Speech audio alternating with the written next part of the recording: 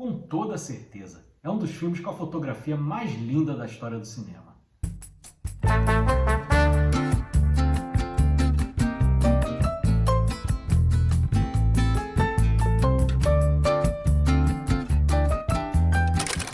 Olá, eu sou Edu Schneider do Cashback e hoje nós vamos voltar ao ano de 1975 para falar de Barry Lyndon, dirigido por Stanley Kubrick, baseado no romance do século XIX de William Makepeace Thackeray, com o nome As Memórias de Barry Lyndon.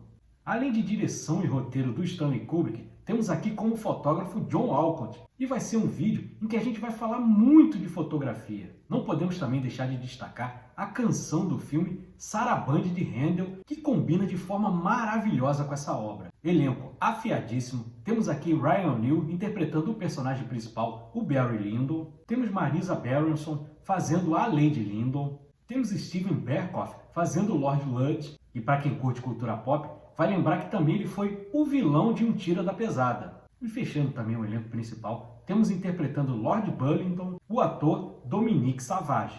E eu considero a história desse filme até bem simples. Nós temos um homem que tem uma ambição desmedida e durante todo o longa, que dura 3 horas, nós vemos a ascensão e queda desse homem tão ambicioso. E realmente, ele passa o filme todo só arrumando problemas.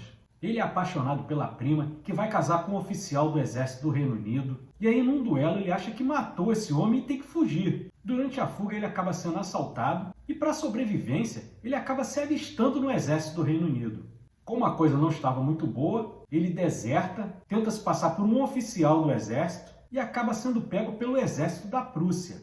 Até o momento que ele conhece Lady Lyndon, vira amante dela, fica esperando o marido morrer, que o marido já é bem idoso. Ela que é uma mulher riquíssima e, claro, por conta disso, o olho dele cresce bastante. Ele acaba casando com ela, mas transforma a vida da esposa num inferno, até porque ele só estava interessado no dinheiro. Ele tem um péssimo relacionamento com o enteado e talvez as duas únicas pessoas que ele gosta no mundo são o filho dele, que ele tem com a Lady Lyndon, e a própria mãe. E podemos dizer, meus amigos, que é um dos filmes mais subestimados da carreira do Stanley Kubrick.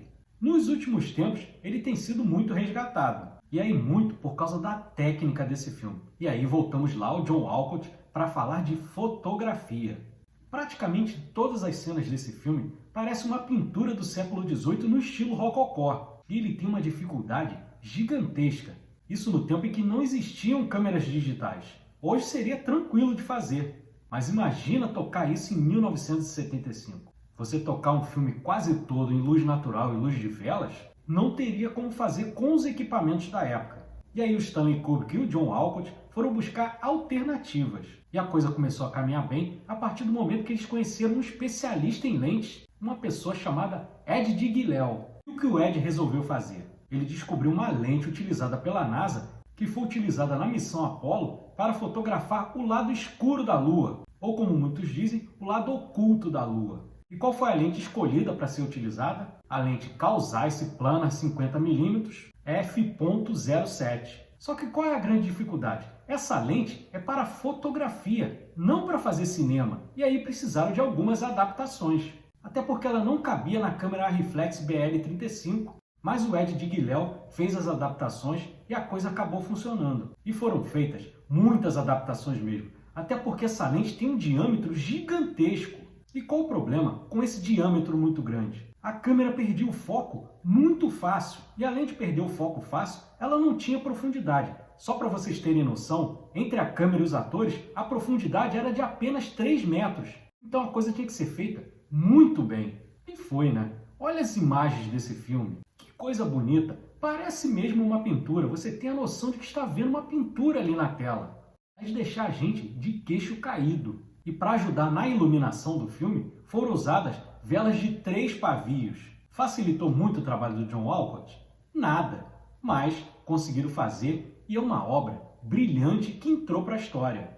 E só para vocês terem noção de como isso repercutiu na história do cinema, a lente utilizada nesse filme é até hoje exibida em museu. Vou até mostrar para vocês agora a foto. E aí você fica tentando trazer para os dias de hoje. Qual cineasta buscaria tanto primor técnico? Os que iriam se propor a fazer isso? Talvez um James Cameron, que é um cara que gosta muito de mexer com tecnologia? Um David Fincher, que é outro cara perfeccionista à la Stanley Kubrick, eu não consigo pensar em muitos outros. E eu fico muito feliz que a cinefilia está resgatando esse filme. E hoje em dia a gente já o coloca no lugar que ele merece. Mas é isso, bom demais falar desse filmaço. Mais um Stanley Kubrick aqui no Cashback, a gente é muito fã do diretor e eu espero que vocês tenham curtido o nosso vídeo. E se curtiram, aquele esquema, deixa o like, inscreva-se no nosso canal. Cashback tem conteúdo de cinema de domingo a domingo, nós fazemos nossos shorts diários, tem o nosso podcast toda quarta-feira, 8h45 da noite, aí um formato mais longo, uma discussão mais abrangente, fazemos coberturas de cabine de imprensa. A gente esteve lá na coletiva de imprensa do Superman, que vai estrear semana que vem. Mas não ficamos só nos blockbusters. Também falamos dos clássicos do cinema, que são importantíssimos. Então, como eu também sempre digo, tem para todos os gostos aqui no Cashback.